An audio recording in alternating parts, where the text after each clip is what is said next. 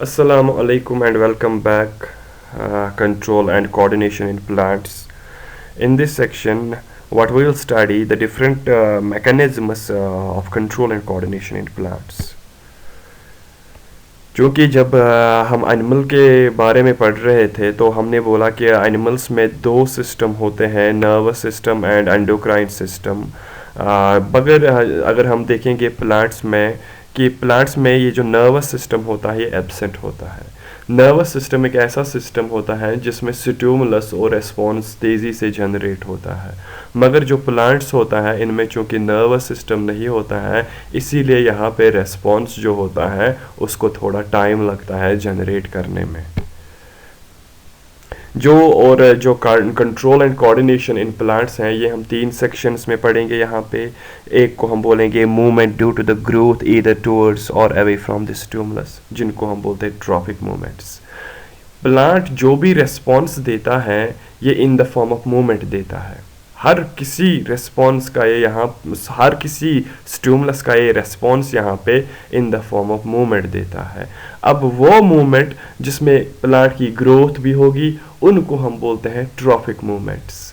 और ऐसे मूवमेंट्स में क्या होता है, प्लांट की जो जिस डायरेक्शन से स्टिमुलस आता है या तो प्लांट इसी डायरेक्शन में मूव करेगा या इससे दूर जाएगा। ट्रॉफिक मूवमेंट्स में हम पढ़ेंगे कि कैसे stimulus different kinds of stimulus plant की जो प्लांट का जो रेस्पॉन्स होता है वो डिसाइड करते हैं और प्लांट की यहाँ पे ग्रोथ भी होती है। दूसरा सेक्शन है इसी में जिसको हम बोलते हैं नेस्टिक मूवमेंट्स। यहाँ पे स्टिमुलस डिसाइड ये नहीं करता है कि प्लांट का रेस्पॉन्स कहाँ से होगा।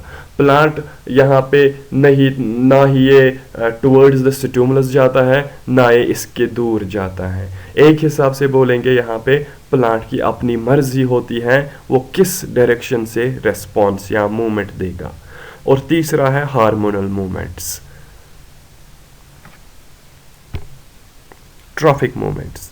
तो क्या होते हैं ट्रॉफिक मूवमेंट, देख लीजिए। ट्रॉफिक मूवमेंट को समझने के लिए आपको मैं एक एग्जांपल दूंगा। फॉर एग्जांपल एक प्लांट है, हम बोलते हैं कि प्लांट में मेन टू पार्ट्स होते हैं, that is aerial part and this underground part. Underground part में होते हैं रूट्स और एरियल पार्ट में होता है सिटम, ब्रांच, लीव्स, पीव्स और बहुत सारे फ्रूट्स या कुछ भी होगा एरियल पार्ट में। तो ये जो एरियल पार्ट होता है ये ऑलवेज बेंड करता है टुवर्ड्स द लाइट। जो ही एक प्लांट छोटा होता है जब इस पे लाइट पड़ती है ये बड़ा बड़ा होता है और बेंड करता है टुवर्ड्स द लाइट। और यहाँ से अगर हम देखेंगे इसका दूसरा पार्ट जो रूट है ये टुवर्ड्स द लाइट नहीं जाता है, ये अवे फ्रॉम द लाइट जाता है और ग्रो करता है, आगे आगे बढ़ता है, ज़मीन के अंदर जाता है और अवे यानी इसके अगेंस्ट जाता है, सनलाइट के अगेंस्ट जाता है। अब यहाँ पे पॉइंट क्या क्लियर होता है कि यहाँ पे स्टिमुलस सनलाइट होती है और प्लांट का रेस्पॉन्स यहाँ से मूवमेंट होती है। बट ये मूवमेंट होती है जब प्लांट या तो टुवर्ड्स द स्टिमुलस जाएगा या तो अवे फ्रॉम द स्टिमुलस जाएगा। और यहाँ पे प्लांट की ग्रोथ भी होती है। फॉर एग्जांपल जब प्लांट आगे आगे बढ़ता है इसकी ग्रोथ होती है, ये सनलाइट की ओर बेंड करता है। इसी तरह से जब रूट्स इसके खिलाफ जाते हैं वो भी सॉइल में डीप जाते हैं और उनकी ग्रोथ होती है। यहाँ पे एक तो प्लांट की मूवमेंट होती है और प्लांट की ग्रोथ होती है। ऐसे मूवमेंट को हम बोलते हैं ट्रॉफिक मूवमेंट। और ट्रॉफिक मूवमेंट में स्टिमुलस ही डिसाइड करता है कि रेस्पॉन्स या मूवमेंट किस डायरेक्शन से होगी, या तो ये इसी के डायरेक्शन से होगी या तो ये इसके खिलाफ होगी या इससे दूर ये रेस्पॉन्स होगा या मूवमेंट होगी। अब जो प्लांट की ये जो ट्रॉफिक मूवमेंट है ये दो किस्मों की होती है। अगर प्लांट रेस्पॉन्स दिखाएगा यानी मूवमेंट दिखाएगा इसी स्टिमुलस की डायरेक्शन से, जहां से स्टिमुलस आ रहा है उसी डायरेक्शन में जाएगा ये रेस्पॉन्स, उसको हम बोलते हैं positive tropism.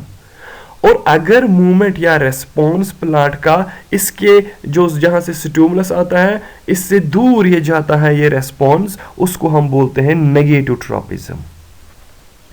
For example system अगर हम लेंगे एक सनलाइट रखेंगे, एक स्टिमुलस सनलाइट की ओर होता है प्लांट का एरियल पार्ट बेंड, यानी ये इसी डायरेक्शन से जाता है जहां से सनलाइट आती है, इसको हम बोलते हैं पॉजिटिव ट्रॉपिज्म। और अगर हम रूट देखेंगे, root away from the sunlight हो जाता है, इसको हम बोलेंगे नेगेटिव ट्रॉपिज्म। ट्रॉपिक मूवमेंट्स जो होती हैं ये फॉलोइंग टाइप। पहला, फोटोट्रॉपिज्म।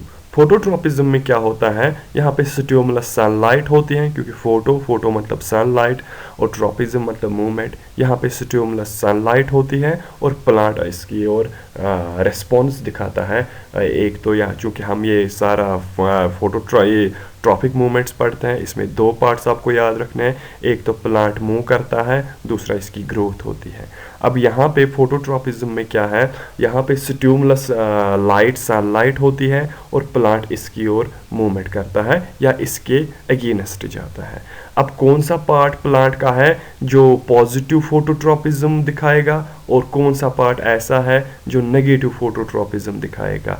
जो स्टेम होता है या लीव्स होते हैं या ब्रांच होते हैं, क्योंकि वो सनलाइट की ओर ही जा रहे हैं, यानी डायरेक्शन जहाँ से स्टिमुलस आता है उसी डायरेक्शन से जाते हैं, इसलिए हम इस ट्रॉपिक मूवमेंट को हम बोलते हैं पॉजिटिव फोटोट्रॉपिज्म।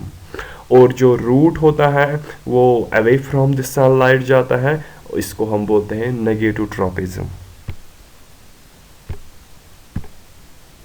ये देख लीजिए, यहाँ पे जिस डायरेक्शन से सनलाइट आती है उसी डायरेक्शन से ये एरियल पार्ट मूव हो रहा है, इसलिए इसको हम बोलते हैं पॉजिटिव फोटोट्रॉपिज्म। और जो रूट्स होते हैं प्लांट के वो अगेंस्ट द स्टिमुलस जाते हैं, उसको हम बोलते हैं नेगेटिव फोटोट्रॉपिज्म।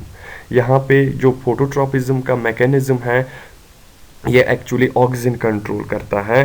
क्या होता है कि ये अगर यहाँ पे आपको दिखेगा, ये जो ग्रीन है, ग्रीन लाइन जैसी है, ये प्लांट का सिस्टम है। क्योंकि इस सिस्टम के टिप पे होता है ऑक्सीजन प्रेजेंट, एक प्लांट हार्मोन जो कंट्रोल करता है बहुत सारी एक्टिविटीज़। ऑक्सीजन यूजुअली प्रेफर करता है शेडी साइड में रहने का। फॉर एग्जांपल अगर लेफ्ट साइड में आप देखोगे सनलाइट पड़ रही है, तो लेफ्ट साइड वाला प्लांट इस पे सनलाइट पड़ती है और ऑक्सीजन कहाँ से जाएगा, ये शेडी साइड यानी राइट साइड से जाएगा। जो ही ये ऑक्सीजन राइट साइड से जाएगा, ऑक्सीजन का एक मेन फंक्शन होता है सेल इलोंगेशन, यानी ये सेल्स को इलोंगेट, बड़ी बड़ी सेल्स को बनाता है। जिस साइड से ज़्यादा ऑक्सीजन होगा उस साइड से ज़्यादा सेल्स बेंड इलोंगेट होगी। जब राइट साइड से सनलाइट पड़ेगी इस प्लांट पे तो ऑक्सीजन जाएगा लेफ्ट वाले साइड पे, तो यहाँ लेफ्ट वाले साइड में सेल्स ज़्यादा इलोंगेट हो जाएंगे और प्लांट बेंड होगा टुवर्ड्स द लाइट।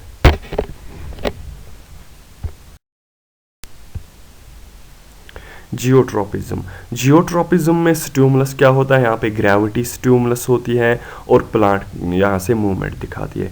अब जियोट्रोपिज्म भी दो किस्मों की होती है, या तो ये पॉजिटिव जियोट्रोपिज्म होगी या तो ये नेगेटिव जियोट्रोपिज्म होगी। यानी प्लांट मूवमेंट करेगा या तो ग्रेविटी की ओर करेगा या तो अगेंस्ट द ग्रेविटी जाएगा। अब चूंकि हमें पता है कि ग्रेविटी की ओर कौन जाता है, रूट्स जाते हैं ग्रेविटी की ओर, तो रूट्स यहाँ पे है पॉजिटिवली जियोट्रॉपिक, या हम बोलेंगे रूट्स यहाँ पे पॉजिटिव जियोट्रॉपिज्म शो करते हैं। और सिस्टम क्या करता है, वो ग्रेविटी के अगेंस्ट जाता है और ऊपर चढ़ता है, तो सिस्टम हम यहाँ पे बोलेंगे, सिस्टम यहाँ पे नेगेटिवली जियोट्रॉपिक है या नेगेटिव जियोट्रॉपिज्म दिखाता है। फोटोट्रॉपिज्म में रूट था नेगेटिव फोटोट्रॉपिज्म, लेकिन जियोट्रॉपिज्म में रूट है पॉजिटिव जियोट्रॉपिज्म, बिकॉज यहाँ पे वहाँ पे तो रूट अगेंस्ट द लाइट जाता था, यहाँ पे अब रूट जो है ये टुवर्ड्स द ग्रेविटी जाता है, यानी स्टिमुलस की ओर जा रहा है। ये देख लीजिए एक एक्टिविटी है, आप क्या कर रहे हैं, ये एक्टिविटी बहुत इजी है आपको क्या, एक प्लांट अगर आप किसी भी पॉट में लोगे और उसको टिल्ट करोगे, ऐसे थोड़ा रखोगे, तो जो रूट्स होते हैं ये यूजुअली जिस डायरेक्शन से आप पानी रखो, जिस डायरेक्शन से आप पॉट को अगर आप थोड़ा टिल्ट करोगे तो रूट्स ऑलवेज बेंड होगे डाउनवर्ड्स, क्योंकि ये ग्रेविटी या जहाँ से स्टिमुलस आता है उसी डायरेक्शन से ये रूट्स भी जाते हैं।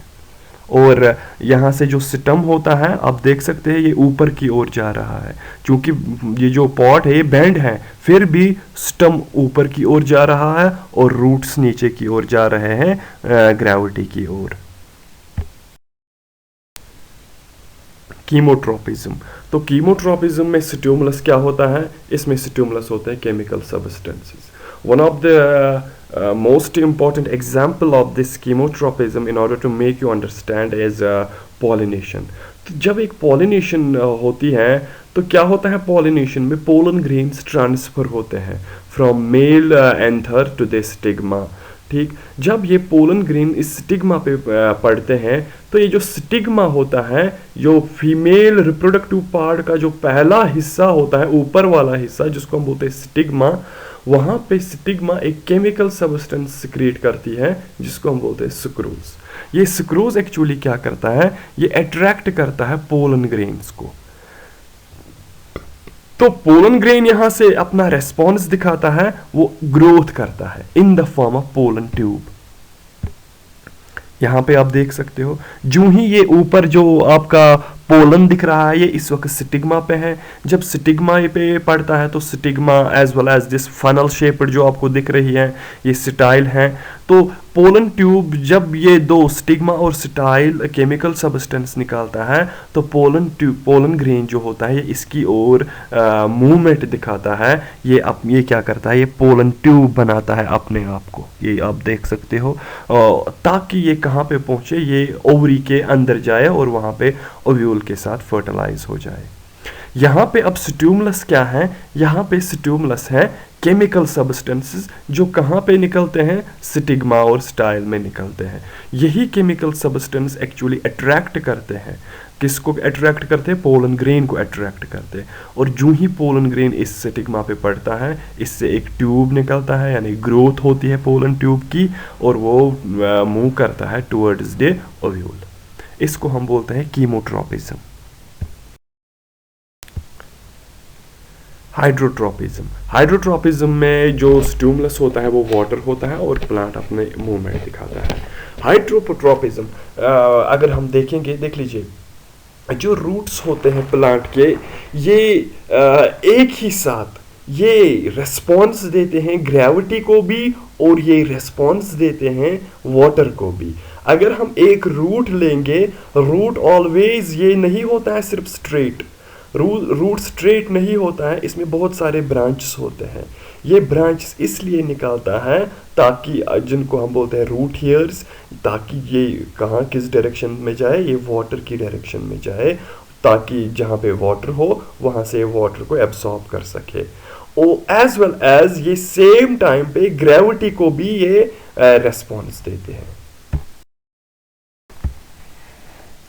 थिग्मोट्रोपिज्म, थिग्मोट्रोपिज्म में क्या होता है, थिग्मोट्रोपिज्म में जो स्टिमुलस होता है वो टच होता है और प्लांट अपनी मूवमेंट दिखाता है। और यहाँ पे याद रख लीजिएगा, जो भी ट्रॉपिक मूवमेंट आप पढ़ोगे, एक तो यहाँ पे मूवमेंट होती है, दूसरी ग्रोथ भी होती है। इसी तरह जो थिग्मोट्रोपिज्म अगर हम बोलेंगे, इसमें भी जो स्टिमुलस होता है वो टच होता है, और इसी टच की वजह से क्या होता है, प्लांट अपनी मूवमेंट दिखाता है, बिकॉज इसमें ग्रोथ होती है। ये देख लीजिए, अगर यहाँ पे ये जो मोस्टली टेंड्रिल्स होते हैं जो किसी का सपोर्ट लेते हैं, यही करते हैं, जो ही ये किसी के टच में आते हैं ये इसको कर्ल करते हैं और ऊपर ऊपर ऊपर ऊपर चढ़ते हैं। इसको हम बोलते हैं थिग्मोट्रोपिज्म। यहाँ पे टच क्या है, टच है यहाँ, सॉरी यहाँ पे स्टिमुलस क्या है, स्टिमुलस है यहाँ पे टच, और प्लांट क्या करता है, मूवमेंट दिखाता है इस टच की ओर, और इसको इसके इर्द गिर्द ऐसे रैप होता है। अब दूसरा है, ये था ट्रॉफिक मूवमेंट, जिसमें डिसाइड करता है स्टिमुलस के प्लांट की मूवमेंट या तो इसके डायरेक्शन से जाएगी या तो इसके अपोजिट डायरेक्शन से जाएगी। अब दूसरा है नेस्टिक मूवमेंट। नेस्टिक मूवमेंट में ये स्टिमुलस जो होता है ये डिसाइड नहीं करता है कि प्लांट का रेस्पॉन्स कहाँ से होता है, और यहाँ पे जो नेस्टिक मूवमेंट होती है, यहाँ पे या तो प्लांट की ग्रोथ हो सकती है और नहीं भी हो सकती है।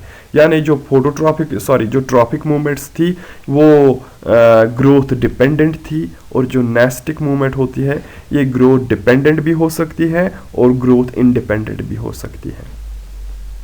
Nestic movements are those movements where the stimulus does not decide the direction of response.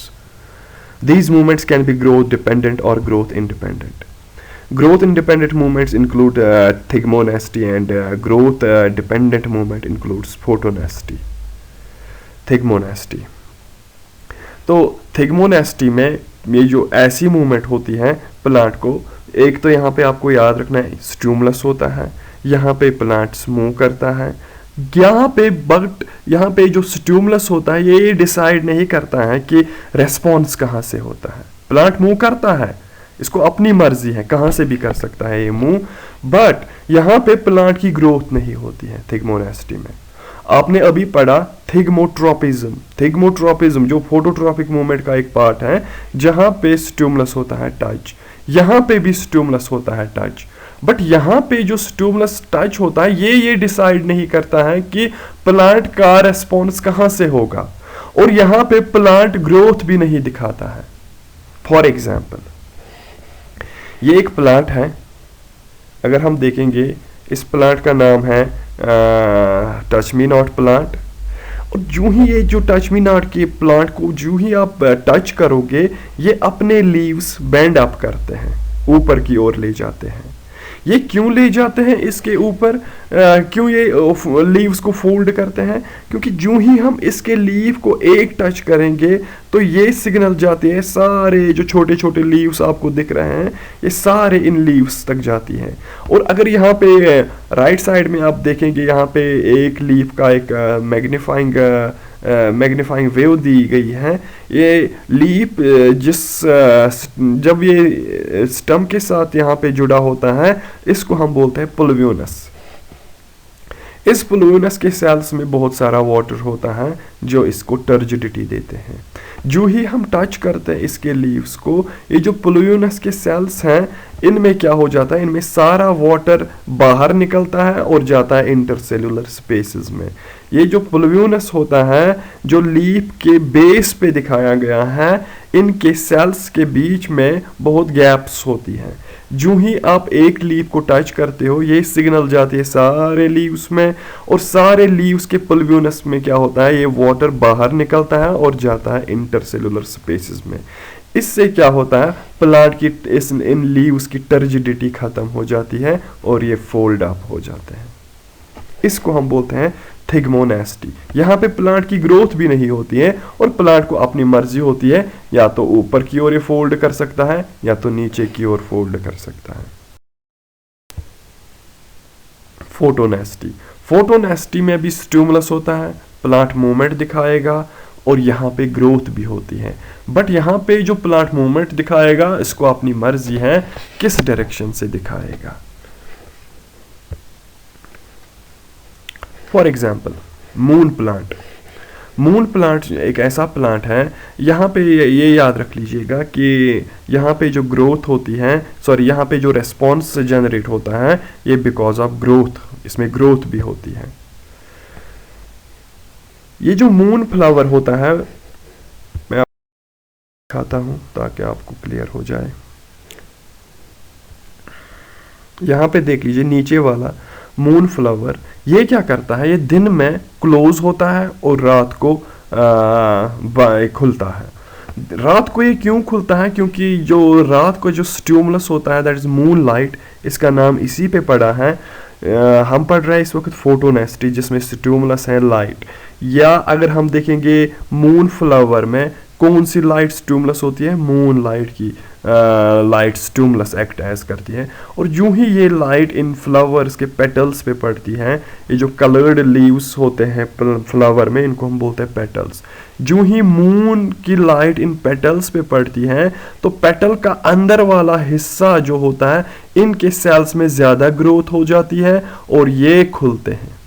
जब अंदर वाले साइड में, पेटल्स के अंदर वाले साइड में सेल्स की ज़्यादा ग्रोथ होगी तो वजन बाहर की ओर जाएगा और फ्लावर ओपन अप हो जाएगा। और यूं ही अब सुबह आता है, जब सनलाइट आती है, इस सनलाइट की वजह से क्या हो जाता है, इसमें ये जो बाहर का साइड अब पेटल्स का होता है, अब दिन में ये जो बाहर का ये जो पेटल वाला साइड होता है, बाहर में ज़्यादा जो सेल ग्रोथ होती है। जब ज़्यादा सेल ग्रोथ हो जाएगी बाहर से ड्यू टू द सनलाइट, वज़न अंदर की ओर पड़ेगा और फ्लावर बंद होगा। इसको हम बोलते हैं फोटोनेस्टी इन मून फ्लावर। इसके बरअक्स अगर हम देखेंगे फोटोनेस्टी इन डैंडलियन फ्लावर, आपने देखा मत होगा, ये जो येलो कलर का है ये क्या करता है, ये दिन में खुलता है और रात को बंद होता है। प्रोसेस सेम है, जैसे ये रात को खुलता था मून की वजह से और सुबह को बंद होता था, रिवर्स इसका डैंडलियन का रिवर्स प्रोसेस है। ये दिन को खुलता है और रात को बंद होता है। दिन में इसलिए खुलता है क्योंकि सनलाइट की वजह से इनके पेटल्स के अंदर वाले सेल्स की ज़्यादा ग्रोथ होती है और वज़न बाहर की ओर जाता है और फ्लावर खुलता है। और रात जब मून लाइट होती है तब बाहर के जो पेटल्स के सेल्स होते हैं उनमें ज़्यादा ग्रोथ होती है और वज़न अंदर की ओर पड़ता है तो फ्लावर बंद होता है। प्लांट हार्मोन्स, तो प्लांट्स में दो किस्मों के हार्मोन्स होते हैं, या तो ये ग्रोथ प्रमोटर होगा या तो ये ग्रोथ इनहिबिटर होगा। यानी ग्रोथ प्रमोटर हम उस हार्मोन को बोलेंगे जो ग्रोथ को प्रमोट करेगा, जिसकी वजह से ग्रोथ होगी, और ग्रोथ इनहिबिटर हम उस हार्मोन को कहेंगे जिसकी वजह से प्लांट की ग्रोथ स्टॉप हो जाएगी। तो पहले हम पढ़ेंगे ग्रोथ प्रमोटर हार्मोन्स। तो पहला है ऑक्सिन, जिसको हम IAA भी बोलते हैं, indole acetic acid. Actually this IAA is a naturally found auxin which is present in plants. Auxin का काम क्या है, ये प्रमोट करता है सेल एनलार्जमेंट में, यानी जो मैंने पहले ही फोटोट्रॉपिज्म में पढ़ाया था कि प्लांट्स जब बेंड करते हैं टुवर्ड्स द लाइट, उस साइड से जहाँ से सनलाइट पड़ती है प्लांट को, मैंने बोला था कि ऑक्सिन यूजुअली प्रेफर करता है शेड साइड में रहने का। तो जब लाइट पड़ती है एक प्लांट के एक साइड में तो ऑक्सिन जाता है दूसरे साइड से जहाँ पे शेड होती है, और ऑक्सिन जब शेड वाले साइड पे जाएगा सेल एनलार्जमेंट वहाँ से ज़्यादा होगी और उस साइड से ज़्यादा जो प्लांट का जो मास वेट है वो बढ़ जाएगा और प्लांट बेंड होता है। और ये सेल डिफरेंशिएशन भी दिखाता है। जिबरलिन भी यही काम करता है जो ऑक्सिन करता है, मगर जिबरलिन तब ये दो काम करेगा, यानी जिबरलिन भी cell enlargement and cell differentiation करेगा, लेकिन जब उसके साथ ऑक्सिन होता है तब ये दो काम करता है। और जिबरलिन का एक यूनिक फंक्शन है which is not performed by the auxin, that it breaks dormancy of seeds and birds. ये डॉर्मेंसी क्या होती है, डॉर्मेंसी एक हिसाब से मान लीजिए जब हम सीड्स को सो करते हैं अंडर द सॉइल, अगर सीड्स को अनफेवरेबल कंडीशन होती है तो सीड्स जर्मिनेट नहीं होते हैं, ये वेट करते हैं, ठीक, ताकि जब नेक्स्ट टाइम फेवरेबल कंडीशन आ जाए तब ये जर्मिनेट हो सकते हैं। तो ये जो सीड्स, इसको हम कहते हैं डॉर्मेंसी। ये जो फॉर एग्जांपल प्रोसेस होता है कि सीड्स ना जर्मिनेट होना, इसको हम बोलते हैं डॉर्मेंसी। सीड्स क्यों नहीं जर्मिनेट होते हैं, क्योंकि फेवरेबल कंडीशंस उनके, या तो मॉइस्चर कंटेंट सॉइल में नहीं होगा या तो फर्टिलिटी कम होगी, इस प्रोसेस में सीड्स जर्मिनेट नहीं होते हैं, इसको हम बोलते हैं डॉर्मेंसी। अब जो ही फेवरेबल कंडीशंस आती हैं, जिबरलिन सिग्नल देता है इस सीड के एम्ब्रियो को कि आप जर्मिनेट हो जाइए, इसको हम बोलते हैं ब्रेकिंग ऑफ डॉर्मेंसी। साइटोकाइनिन क्या करता है, ये हेल्प करता है सेल डिवीजन में, नए सेल्स ऐड करता है ये, इसलिए प्लांट की ग्रोथ होगी। ये एजिंग, लीव्स की एजिंग, क्योंकि जब नए सेल्स आ जाएंगे तो अल्टीमेटली तो सीधा ही है कि अगर लीफ में 100 सेल्स हैं सपोज कर लेंगे, तो ये इन 100 सेल्स को डिवाइड करवाता है, वहाँ से नए नए सेल्स ऐड होती है लीफ में, और लीफ की जो एजिंग होती है वो जल्दी नहीं आती है। ये सिर्फ लीव्स में सेल डिवीजन नहीं करवाता है, ये हर किसी जो प्लांट की जो बॉडी होती है जहाँ पे भी सेल डिवीजन होता है, ये बिकॉज ऑफ साइटोकाइनिन होता है। एंड इसका एक मेन फंक्शन है, ये ओपनिंग ऑफ स्टोमेटा भी करता है। आपको पता है कि स्टोमेटा एक इम्पोर्टेंट पोर्स होते हैं जो प्रेजेंट होते हैं लीव के मार्जिन्स पे, specially of the lower side of the leave. ये ओपन इसलिए होते हैं ताकि गैसेस एक्सचेंज हो जाए, कार्बन डाइऑक्साइड अंदर जाए और ऑक्सीजन बाहर जाए। ये भी स्टोमेटा को ओपन करता है साइटोकाइनिन। इथाइलिन का एक मेन काम है कि ये गैसेस फॉर्म में होता है मोस्टली, और इसका एक काम है कि ये फ्रूट राइपनिंग करता है, ग्रोथ इनहिबिटर। ये जो चारों थे, चाहे ये ऑक्सिन था, जिबरलिन था, साइटोकाइनिन था या इथाइलिन था, ये होते हैं ग्रोथ प्रमोटर्स, क्योंकि ये ग्रोथ करवाते हैं प्लांट को। चाहे आप ऑक्सिन लो वो भी ग्रोथ करता है, जिबरलिन लो क्योंकि जिबरलिन जब ब्रेक करेगा डोरमेंसी तो सीड जर्मिनेट होगा, उसकी ग्रोथ होगी। साइटोकाइनिन सेल डिवीजन जब होगे तो ग्रोथ होगी। इथाइलिन यानी जब फ्रूट राइप हो गए उसकी भी ग्रोथ होती है। और अब है लास्ट वाला जो ग्रोथ इनहिबिटर है, यानी जो ग्रोथ को नहीं होने देता है, उसको हम बोलते हैं एब्सेसिक एसिड। एब्सेसिक एसिड क्या करता है, ये इनहिबिट करता है, स्टॉप करता है प्लांट की ग्रोथ को। कैसे करता है, ये स्टोमेटा को बंद करवाता है। जो ही स्टोमेटा बंद होते हैं तो गैसेस एक्सचेंज नहीं होगी, कार्बोहाइड्रेट अंदर नहीं कार्बन डाइऑक्साइड अंदर नहीं आएगा। तो जब कार्बन डाइऑक्साइड अंदर नहीं आएगा तो फोटोसिंथेसिस नहीं होगी। जब फोटोसिंथेसिस नहीं होगी, प्लांट को ग्लूकोज अवेलेबल नहीं होगा और ग्रोथ नहीं होगी। ये क्या करता है, abscisic acid falling of leaves भी करता है, यानी जब प्लांट्स में लीव्स गिरते हैं ये बिकॉज ऑफ एब्सेसिक एसिड होता है। यहाँ पे एब्सेसिक एसिड जो विंटर्स में जो डेसिडुअस फॉरेस्ट्स होते हैं, एक्चुअली जो ऑटम में लीव्स गिराते हैं, तब ये ज़रूरी है। एब्सेसिक एसिड तब प्लांट्स के लिए यूज़फुल होता है, लेकिन हर टाइम ये नहीं होता है, क्योंकि जब समर फिर आता है तब भी लीव्स में जो लीव्स प्लांट्स में जो लीव्स होते हैं वो गिरते हैं। तब जो ही ये समर होता है तब जो प्लांट्स पे लीव्स होते हैं इनमें बहुत सारा क्लोरोफिल होता है, ग्रीन होते हैं, तब ये अपना काम करते हैं। तब लीफ का गिरना प्लांट के लिए नुकसानमंद है, और ये लीफ समर्स में भी गिरते हैं because of abscisic acid. But autumn में जो लीव्स गिरते हैं तब ये थोड़ा फायदेमंद होता है प्लांट के लिए। और ये क्या करता है, ये प्रमोट करता है डोरमेंसी को, यानी ये सीड को जर्मिनेट नहीं होने देता है। जब सीड जर्मिनेट नहीं होगा तो प्लांट को क्या हो जाएगा, ये ग्रो नहीं कर पाएगा। ये था अब कंट्रोल एंड कोऑर्डिनेशन इन हमने पढ़ा एनिमल्स एंड प्लांट्स। तो मेन डिफरेंस क्या है कि प्लांट्स के पास सिर्फ अगर हम बोलेंगे तो हार्मोनल सिस्टम होता है, और एनिमल्स के पास होता है हार्मोनल सिस्टम भी as well as nervous system भी। अब हम पढ़ेंगे जो लास्ट टॉपिक है इसमें, feedback mechanism. Feedback mechanism has evolved in living things as a mechanism by which they maintain homeostasis or dynamic equilibrium। यानी इसका मतलब है ये एक ऐसा सिस्टम है, ये हर किसी लिविंग ऑर्गेनिज्म में प्रेजेंट होता है, जहाँ पे इसकी बॉडी क्या करती है, वो कोशिश करती है कि ये सिस्टम जो होता है एक बॉडी का, ये इक्विलिब्रियम, ये स्टेबल रहे। Feedback mechanism occur when the level of one substance influence the level of another substance or activity of the organ। इसका मतलब क्या है, ये मैं ऐसे समझाऊंगा इसके एग्जांपल से।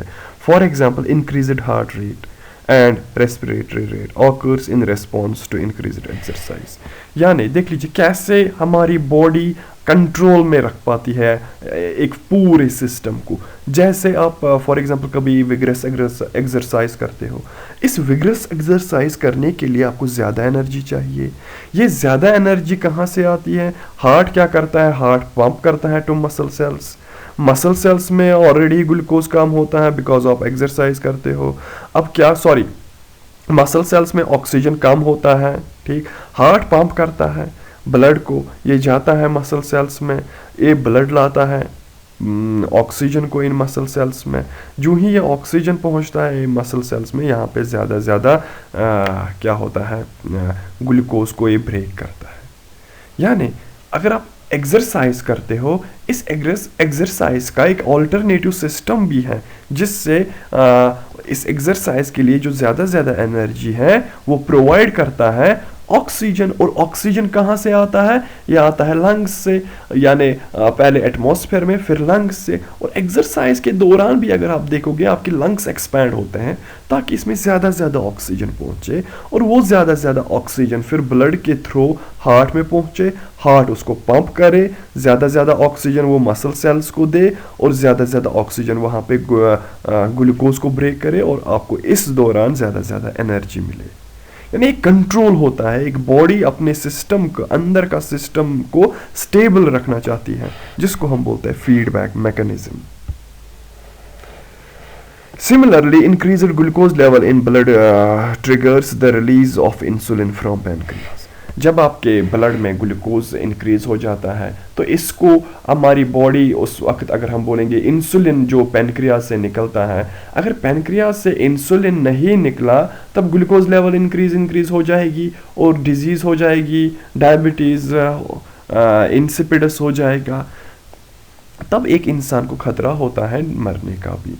तो बॉडी इस लेवल पे क्या करती है, जब ये ब्लड ग्लूकोज लेवल ब्लड में इंक्रीज हो जाता है, यही ग्लूकोज इंक्रीज होना इंसुलिन को निकाल पाता है, कहाँ से? पैनक्रियास से। यानी जो ही ग्लूकोज लेवल इंक्रीज हो जाती है ब्लड में, इंसुलिन निकलता है पैनक्रियास से और वो इसको कम करता है, इस ग्लूकोज लेवल को। Thank you very much.